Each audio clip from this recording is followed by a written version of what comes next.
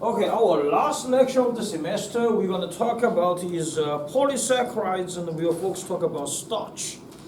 Okay, so then we'll have a presentation next week. So we talk about polysaccharides. Polysaccharides. The definition, they say it is more than 10 to 20 monosaccharides. Combination, which means they're connected. And this is also referred as sugar units. And in our nature, there is at least more than 95% of our sugar is polysaccharides. Like we mentioned earlier, monosaccharides or disaccharides, majority of that, or you either manufactured, chemical manufactured, or hydrolysis from the polysaccharides. Our nature is only less than 5%, which is monosaccharides or disaccharides or oligosaccharides. Number three, we want to say there is a kind of index to express the polysaccharides. We call it dP, referred as degree of polymerization.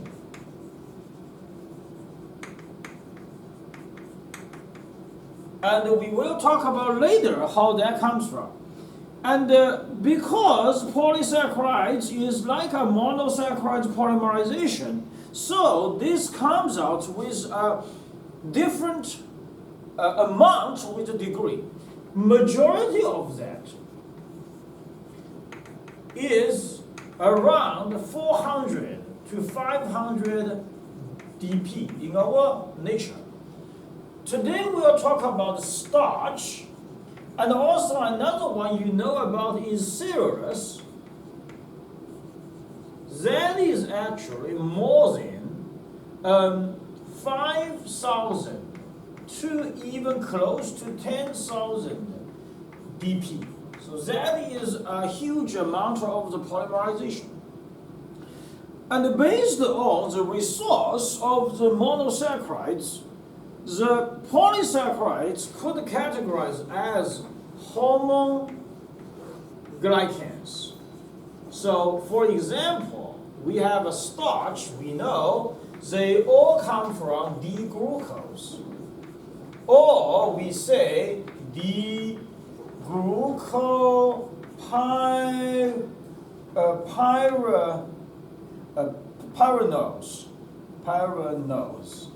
pyranose.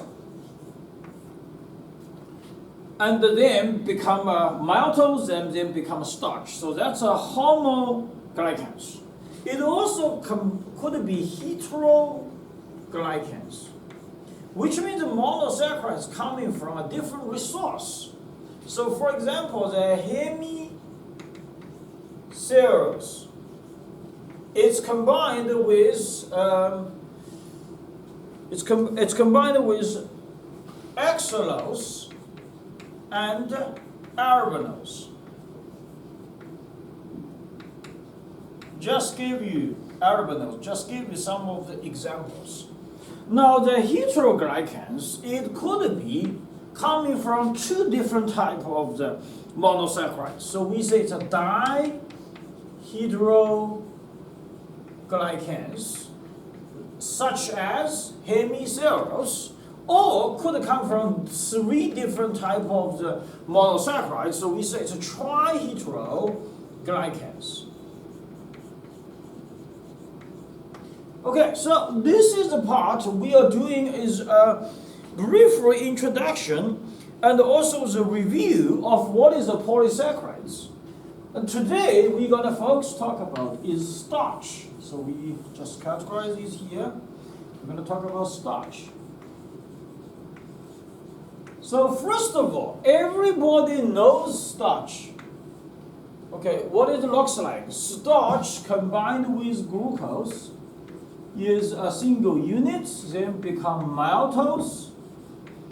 2 glucose become a disaccharide, which maltose going through polymerization becomes starch.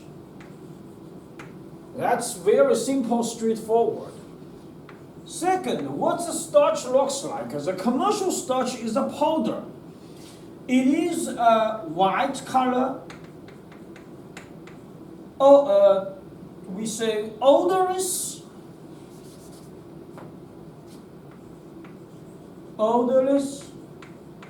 Some people say it is tasteless. Some people say limited sweet.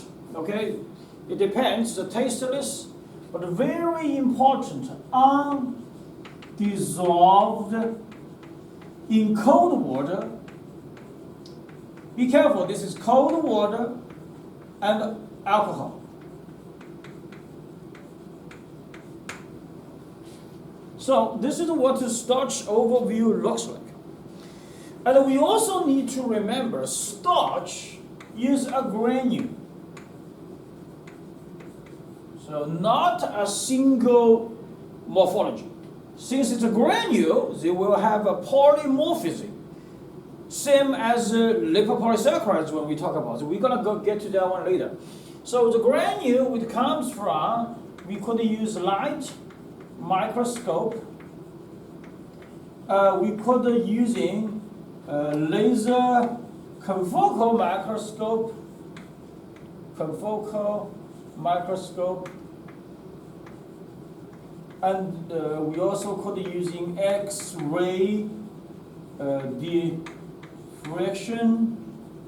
We could see this granule structure, sometimes the internal structure.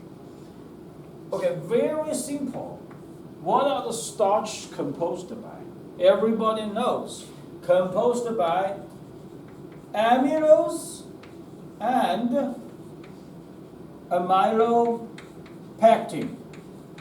And the ratio, it is important. It depends on plant resource. Some of them have a huge amount of amylose, some of them have a huge amount of the amylopectin. But the ratio is also important. We're going to mention several times. So let's talk about these one by one. Number one, the amylose. Okay, what is the amylose looks like? Everybody should know. You learned in your different classes. Amylose, they say, it is linear, helixy structure. So we call this is linear helixy structure. Now, if you are enlarge all these helixy is not really simple. Okay, these helixy has been combined with at least roughly 6 glucose. And these 6 glucose used to combine with iodine. Then they could react with different color, and we will talk about that. Okay. Now amylose, their molecular weight is relatively small. It is somehow like 4,000 to 5,000 delta. And it is approximately, generally speaking, about 20 to 30% in starch overall. Okay, not some have a huge amount. And in cornstarch, there are a lot. It's up to more than 70 to 75%. We'll talk about that.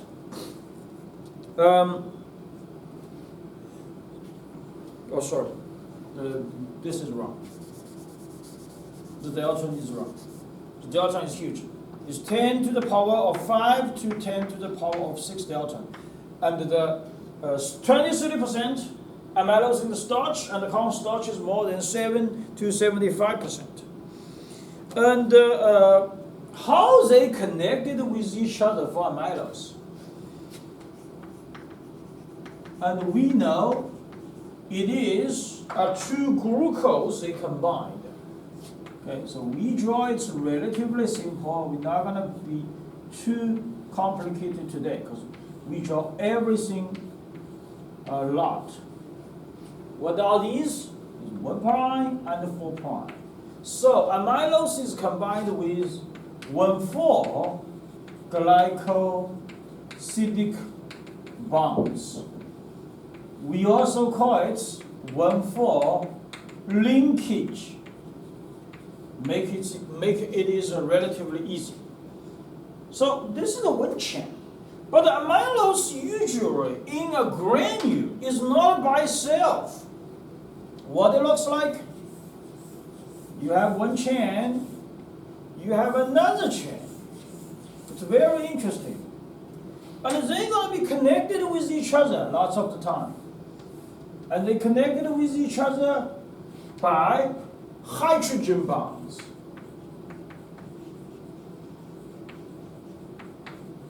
Now, obviously, hydrogen bonds is not very strong. That's kind of break it down. Now, they connected with hydrogen bonds, and the whole thing looks like hydrophobic. That's why it's not dissolved in the cold water. But it's a good thing for the hydrophobic. Because of hydrophobic, in other words, it is lipophilic. Therefore, sometimes lipids, sometimes flavor, or aroma compounds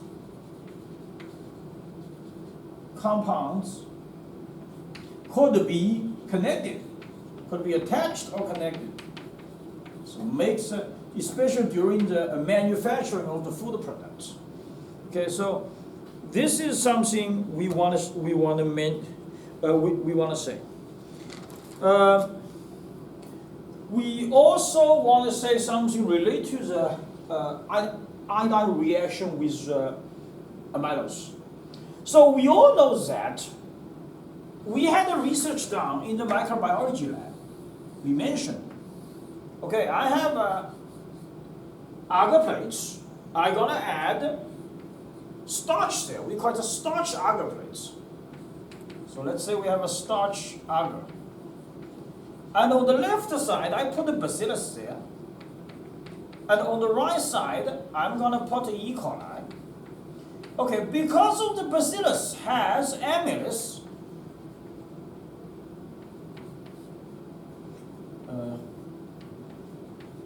so starch will be hydrolyzed. So no starch there. E. coli do not have amylase. E. coli, the starch will still be there. So I'm gonna pour the iodine. And then we're gonna see the color change. One side starch is still there, so it's brownish. Another side should not have any color. So this means starch will be reacted with iodine. However, the color is determined by the chain length of amylose and also determined by the number of hydroxy turns. So the research has already been done for many years. The chain length of the amylose, for example, it is 12, and the number of hydroxy turns is 2 to 3. This comes out with a typical brownish color. If the chain length of the amylose is like 30, and then the number of hydroxy turns increase to 4 to 6. This gives you type of like a red color, not really red, a red pinkish color. How about it's about 45, the chain length of the amylose, and then the number of hydroxy turns is around 7, let's say. This gives you blue color. So the reaction between the iodine and the starch is not always brownish. So we typically see the brownish color because the material would be using is actually 12 chain lengths and 2 or 3 hydroxy turns. Okay, so this is for amylose. We talk about that. The next thing what we talk about is amylopectin. Now, by the way, the domain here, some textbooks said O3 prime to O2 domain. This domain basically is dominant with oxygen. Okay. Next one, we're going to talk about amylopectin. Okay, amylopectin. This one is composed by also glucose and glucose, but in a different configuration. This is 1,6-glycosidic bonds, and we also referred as 1,6 linkage. So what it looks like? We have to draw briefly like this. And then you need to make a term. So we make a term, we draw this way. Then the oxygen be here. Here we're going to draw CH2OH. And then they connected with O and right here. Okay, that is 1,6-glycosidic bonds. So here we have 1 prime, 2 prime, 3 prime, 4 prime, 5 prime, and we have this guy here is 6 prime. Here you have 1 prime, 1 prime, 2 prime, 3 prime, 4 prime, 5 prime, and 6 prime. So 1,6-glycosidic bonds make this looks like a branched. But it is not ideally really a branched. What it looks like? Traditionally it looks like this, but somehow looks like that, and sometimes it will be connected with hydrogen bonds also. So it looks like this. Looks like the picture. Like a tree, the trees with the branches. And amylopectin, basically the molecular weight is huge. It is 10 to the 9 to 10 to the 10 power of Dalton. And this is could be, we mentioned about it's on a waxy starch. This is more than 70%. Generally speaking, general starch, we have amylopectin is around 60%. So, majority of that is actually amylopectin. Now, we also want to be introduced to something we mentioned about the starch is a granule. It's very interesting here. It's a granule. And we mentioned it is a polymorphism. So what it looks like? What's a polymorphism looks like? There is a 4 different morphism. There are 4 different types. Okay, we're going to talk about these. Number 1 is A type. What's an A type looks like? It's very interesting. Looks like that, looks like this. Then you go here, go like this, go here like that, go here like this, go here like that.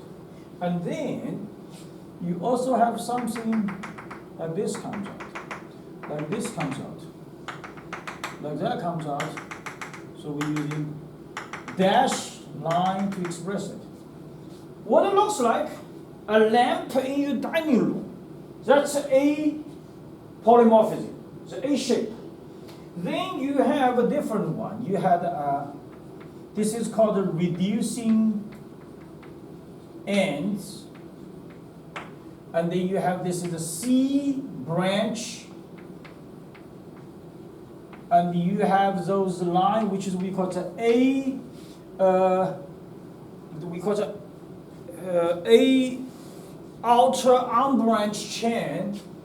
This is outer unbranched chain, and we also had this is we call it a B inner branched chain. And what are the products which is like A shape, which A polymorphism? It's banana. Okay, banana looks like that. How about the B polymorphism? What it looks like? B polymorphism, like this, like a fan. Okay, in the older time, we don't have air conditioning, we're using a fan in the summertime. And then inside, you have this very density A structure in here, and in here. Okay, what are the morphology of this product? Potato. Now, what does C looks like? The C polymorphism shape is actually a circle. Inside helium. And then you have these type of amorphisms here. Amorphism right here, right here, right here, and somehow a little bit in the middle. What's the example? Trapeacle. And then could be sometimes a very simple D polymorphism. D polymorphism very similar to what we find a DNA structure, but it's not a DNA. And this one term around 6 glucose. This is lots of the time is happened in a modified manufactured starch products, not existing in nature too much. So just want to let you know, if you're using laser confocal microscope to see the structure, it's very interesting. It's a polymorphism granule, have a different morphology and have a different shape. Okay? Do you mind to move the camera a little bit? Now we're going to spending a time to talk about very interesting. Yeah, make sure that the sender is being. Yeah. That's good. Okay. Thank you. A very interesting topic about the starch, which is called gelatinization and the ritual degradation. So that will be another new topic. These are all the basic information. Okay. We want to talk about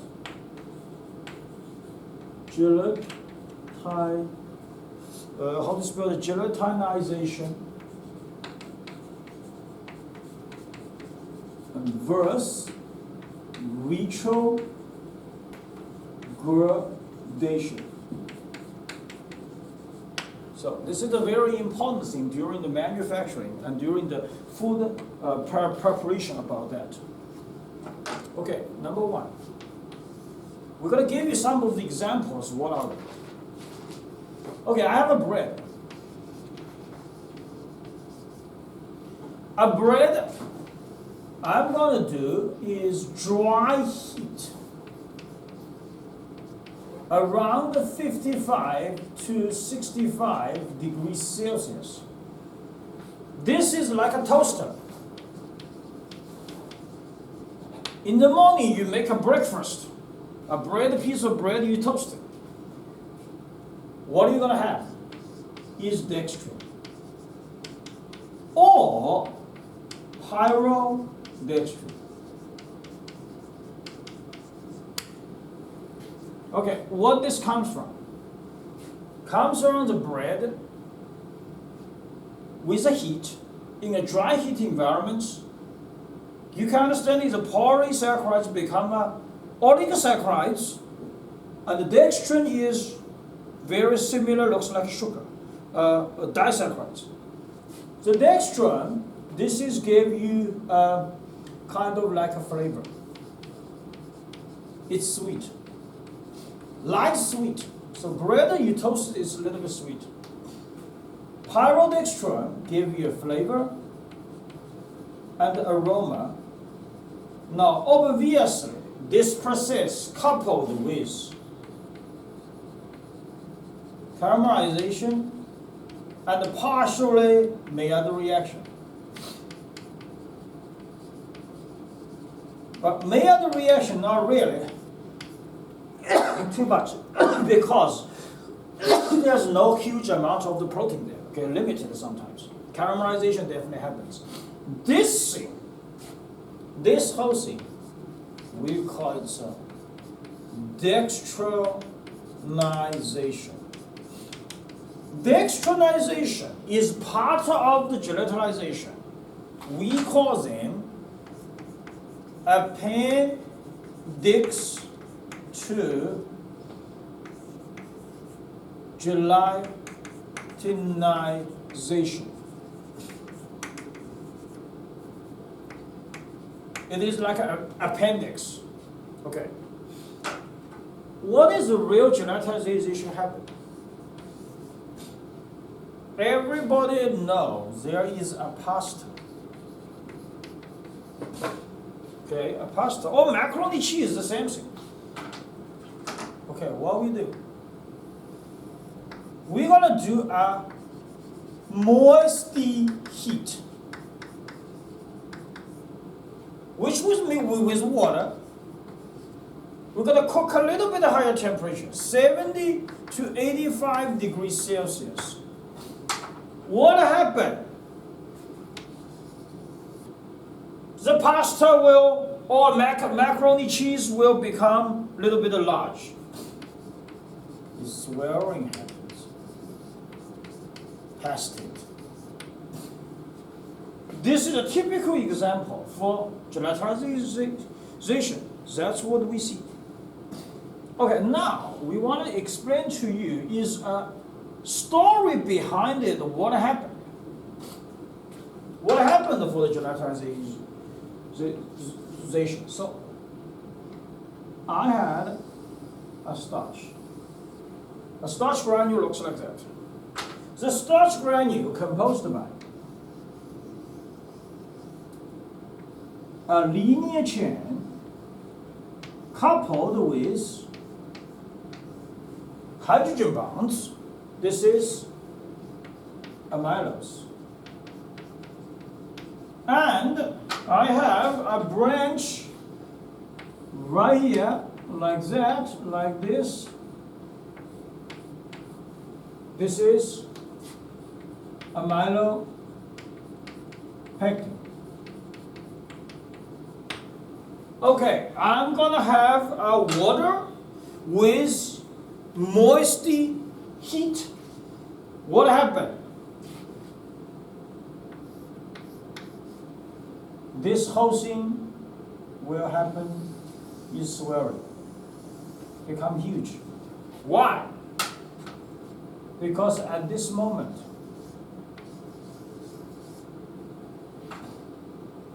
this water is attaching to the amylose. Attaching.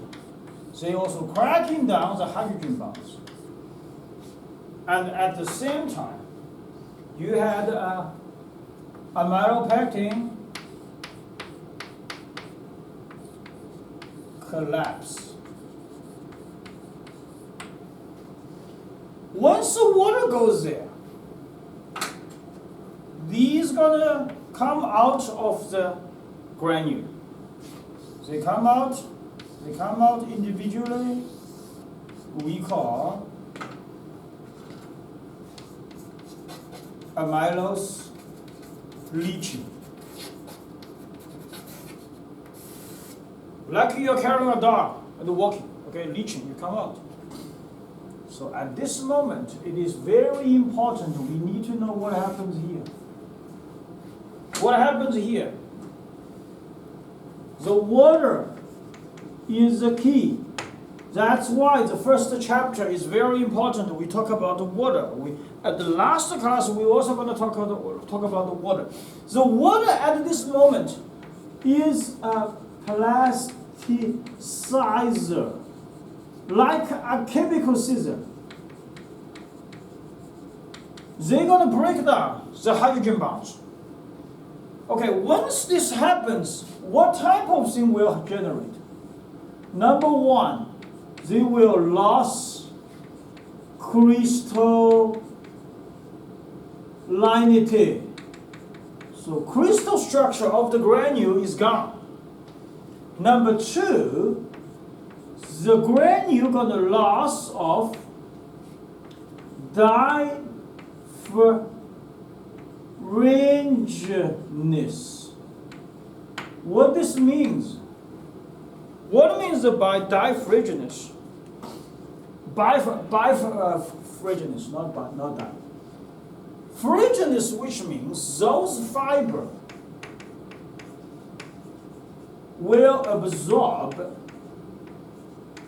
light. However, you're going to lose the birefringence, which means it looks like opaque color. Okay, not really transparent, they not absorb the light. So this is something happens, and later on it will be swirling more. Now what we want to talk is, what are the factors will be impact the gelatinization? First thing is amylose and amylopectin ratio. So this is, we're going to go back to give you example. A first example, cornstarch. Cornstarch have more than 70 to 75% of amylose.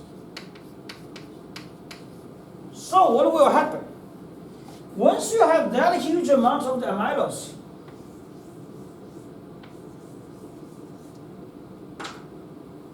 hydrogen bonds are numerous, which means there's lots of hydrogen bonds. We call hydrogen bonds short, compact, and hard to break.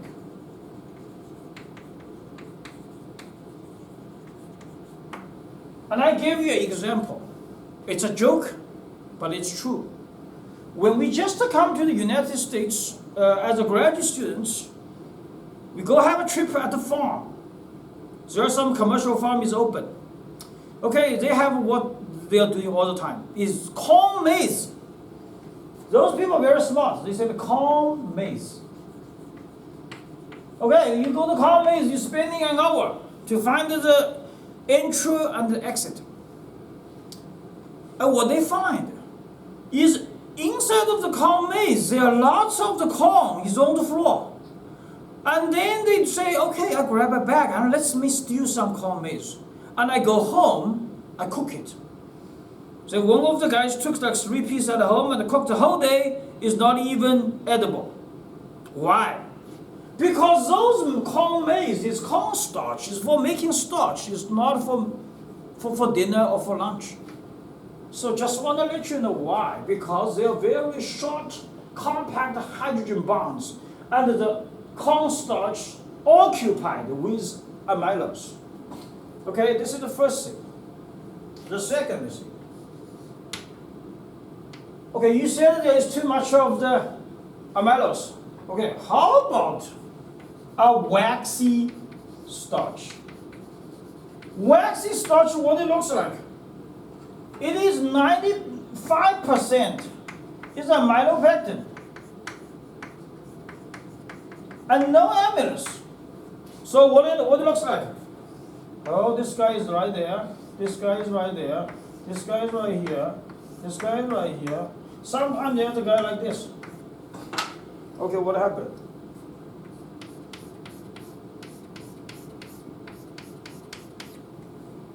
And also the chain could be very long.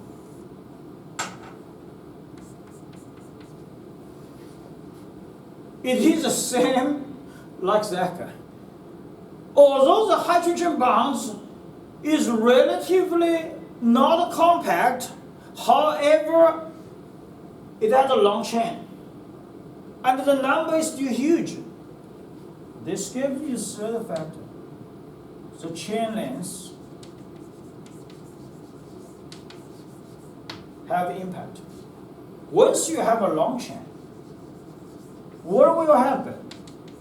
Indicate large number of hydrogen bonds hard to break. It's very interesting. So this tells you something else. If you want to make a genetic modified starch, what's the first thing you need to think about? Is the ratio of amylose and amylopectin.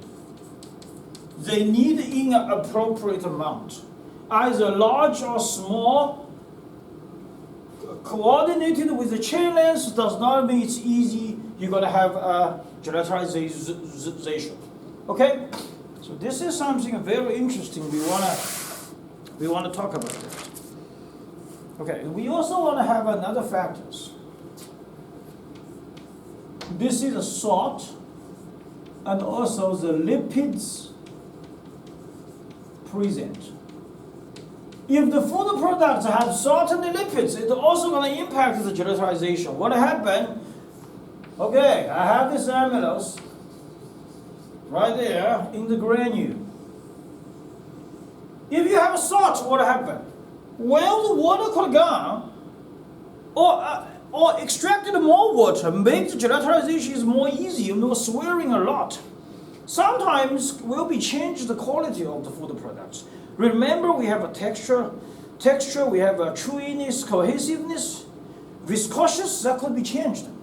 But more often what will happen is if you have a lipids there, okay, you have a lipids there, it will become a micelle. We talk about that. When you become a micelle, you're going to change the hydrophilic, become a hydrophobic, could be. It may be easier to be dissolved in organic solutions. So just want to let you know, the salts and the lipids present are also going to impact the gelatinization. Okay, so this is gelatinization. Now, next one, in the opposite to gelatinization, we're going to talk about retrogradation. Okay, what is a retrogradation? Well, said very simple. I have this amylose already being occupied or breaked with water like a scissor. And what I do, I'm going to cool down a little bit. I'm going to cooling it. Okay, I'm putting a refrigerator. I have a macaroni cheese put back into the refrigerator. What do you see? Hydrogen bonds could be partially come back. So, partially come back of the hydrogen bonds. Back, hydrogen bonds.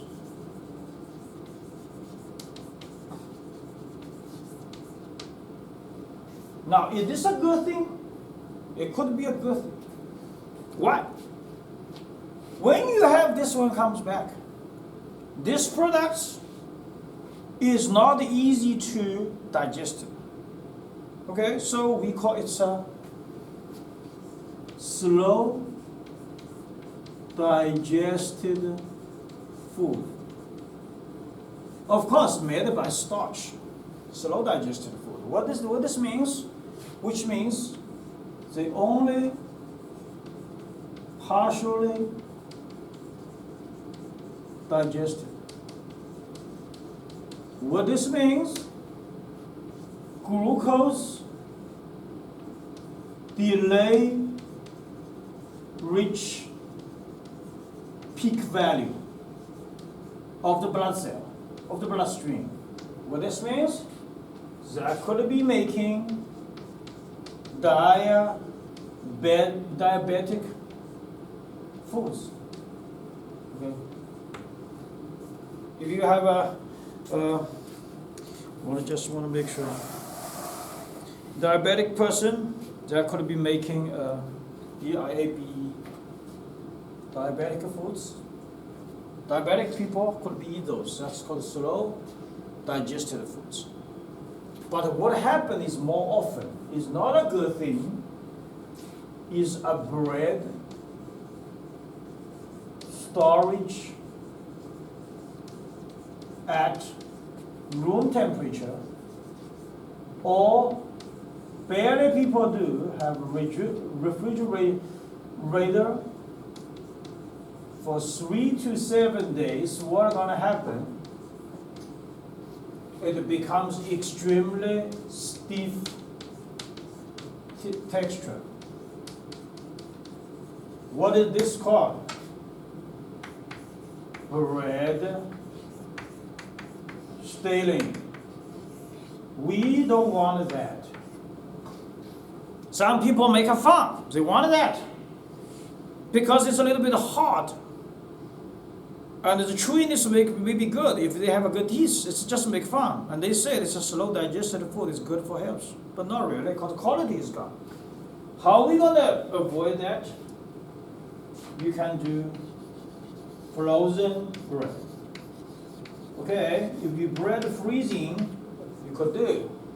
So if you go Whole Foods, you'll see a lots of the bread which is in their freezer. So you're making the frozen bread to prevent or slow down the process of the retrogradation.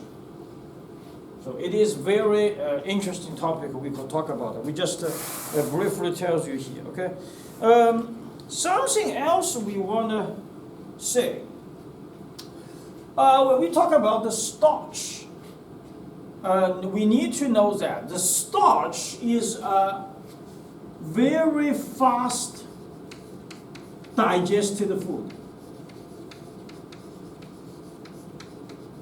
Okay, what this means? If you have a starch which is coming from rice, wheat, it's going to be less than 20 minutes could be digested.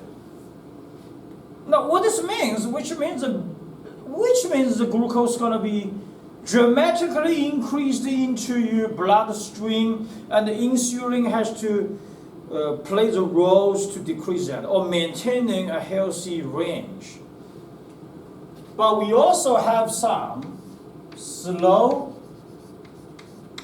digested foods. What's that? The starch in wheat. The starch in, we talk about slow digested food, is in cereal. Okay, that's why it's usually made another product that's called granola. That's why some of the diabetic people will be recommended you can eat some granola to have a cereal because it's relatively slow digested. And the release of glucose into the bloodstream is relatively delayed. And this could be took to as long as 120 minutes will be digested. However, in our real life, there are some of the starch which is not easily to be digested or undigestible even. We call it resistant starch. Okay, what means a resistant starch?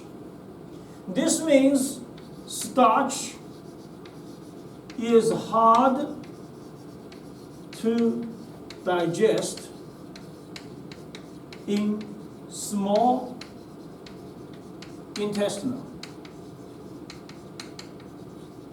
Might be fermented in large intestine.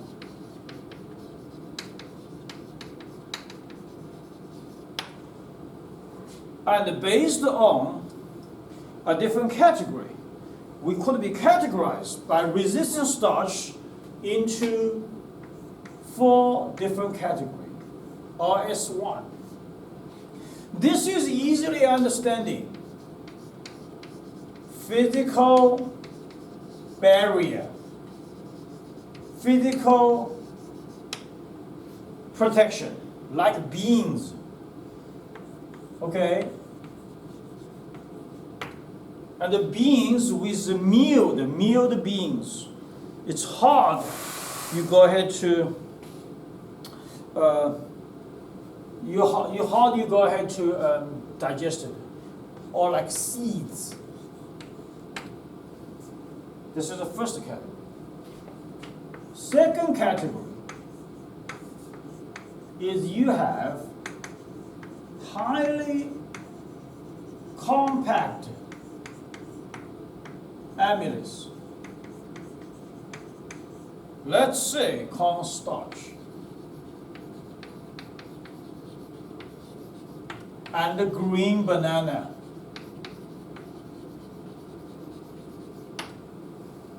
That's the second category. Third category,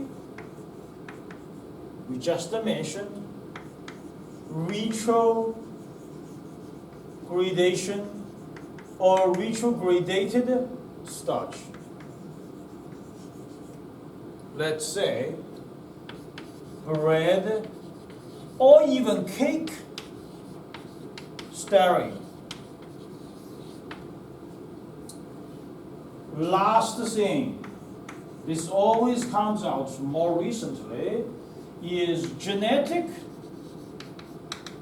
or chemical modified starch. Lots of the time, they could change the phosphate diester bonds